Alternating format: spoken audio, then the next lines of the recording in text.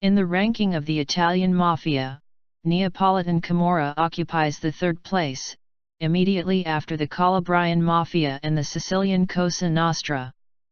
But bloodlust and mayhem, the Camorra is an absolute leader, on account of its tens of thousands of deaths. Despite the active struggle of the state against the Mafia in general and the Camorra in particular, the Neapolitan tale is still very strong. I see nothing, hear nothing, say nothing is the main rule of the survival of the inhabitants of Naples and the whole Campania. Otherwise certain death. The fear and hate Camorra admire and unquestioningly serve her every moment, risking the loss of life. Disaster on a national scale, it can be described as the Neapolitan Camorra, a struggle which is conducted with varying success for centuries. In contrast to the Sicilian Cosa Nostra, with a clear structure, a coherent hierarchy and a strict discipline, the Neapolitan Camorra for centuries was and remains unorganized, unmanaged and wild. While its effects have long gone outside of Naples and Campania, and spread throughout Italy and around the world, the scale of the criminal activities of the Camorra has no analogues in Europe. The emergence of the Camorra. But we first turn to the origins of the emergence of this movement. The Camorra emerged in the mid-18th century in the south of Italy, in Naples, during the dynasty of the Neapolitan Bourbons. Although the concept appeared in the 16th century, during Spanish rule. Then the Camorra called themselves Spanish mercenaries.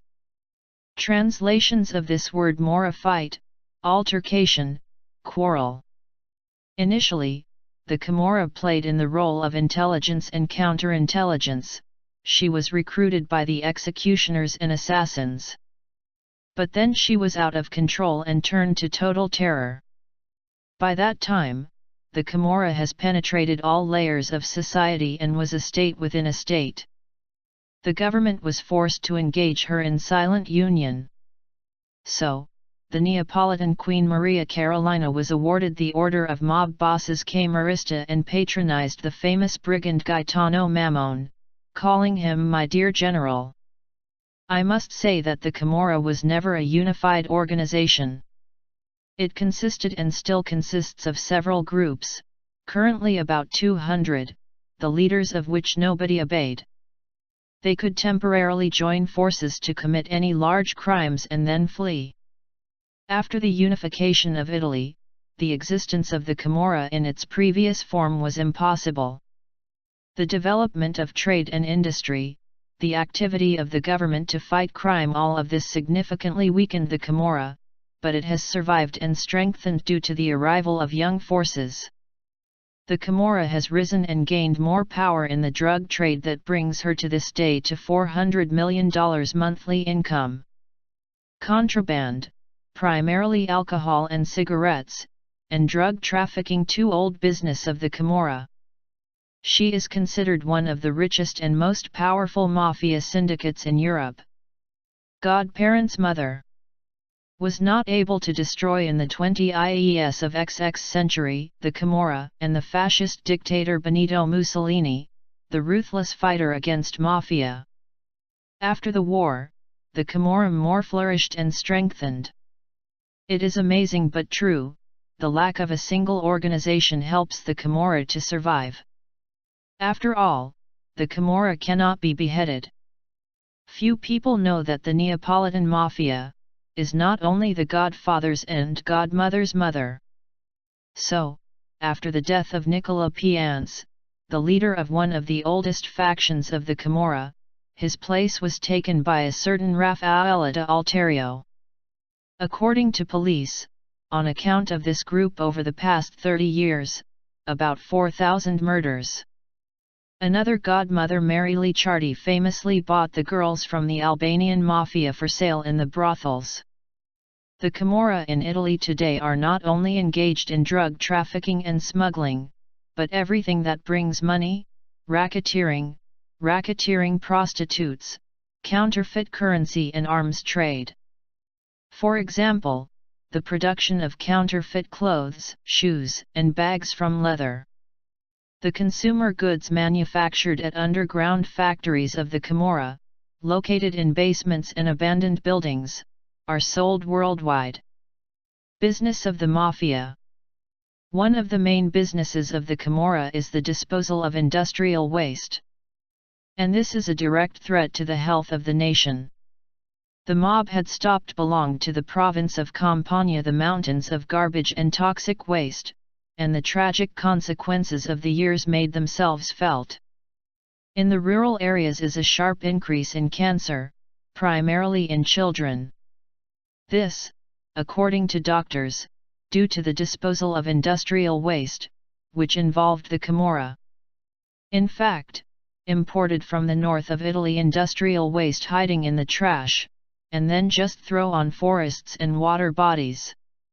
The years burning mountains of household waste, industrial flavored, poisoned all around heavy metals, chlorine compounds, and solvents. But even worse, that Camorra uses of land Campania for illegal disposal of nuclear waste, imported from Europe. It is a stain on the reputation of the entire Italy in this business, involved state officials and representatives of law enforcement agencies.